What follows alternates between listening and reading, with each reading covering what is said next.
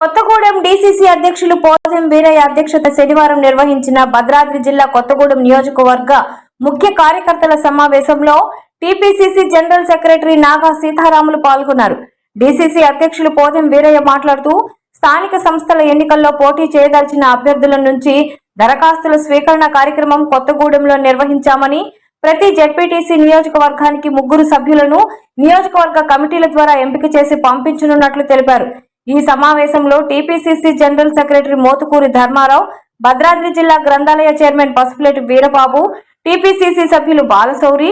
ఏనుగుల అర్జునరావు, మహిళా కాంగ్రెస్ అధ్యక్షురాలు తోట దేవి ప్రసన్న,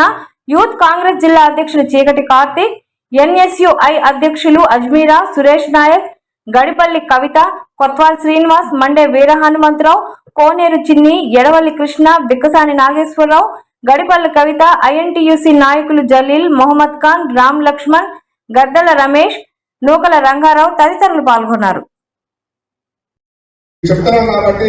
కొత్తగూడెం నియోజకవర్గాన్ని ఒకే వేదిక మీద ఉన్న వర్గాల ఇక్కడ వర్గాలే లేవు. కాంగ్రెస్ పార్టీ చేరుకుంటే మన వర్గం అని కొత్తగూడెన్ని చేయవలసిందిగా మిమ్మల్ని సాధించు. తప్పనిసరిగా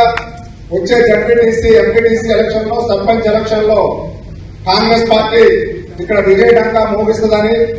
ఎట్టి పరిస్థితుల్లో పార్టీని ఎక్కడ వెనకడు వేయకుండా ముందుకు తీసుకుపోవడంలో మహాపాత్ర ఉంటుందని కూడా మీకు తెలియజేస్తూ, కార్యకర్తలందరూ కూడా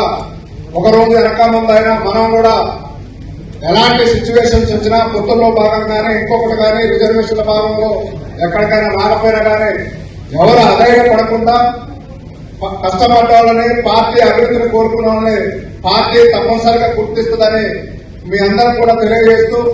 తప్పనిసరిగా పార్టీ అభివృద్ధి మన లక్ష్యం అని మీరందరూ కూడా కాంగ్రెస్ పార్టీ అభివృద్ధి కొరకు పాటుపడాలని మీ అందరికీ తెలియజేస్తూ, ఈ అవకాశం ఇచ్చిన పెద్దలందరూ మరియు కాంగ్రెస్ కుటుంబ సభ్యులందరూ కూడా పేరు పేరున నా తరఫున, కాంగ్రెస్ పార్టీ తరఫున ధన్యవాదాలు తెలియజేస్తూ జై కాంగ్రెస్. మీకు చెప్తున్నాం కాబట్టి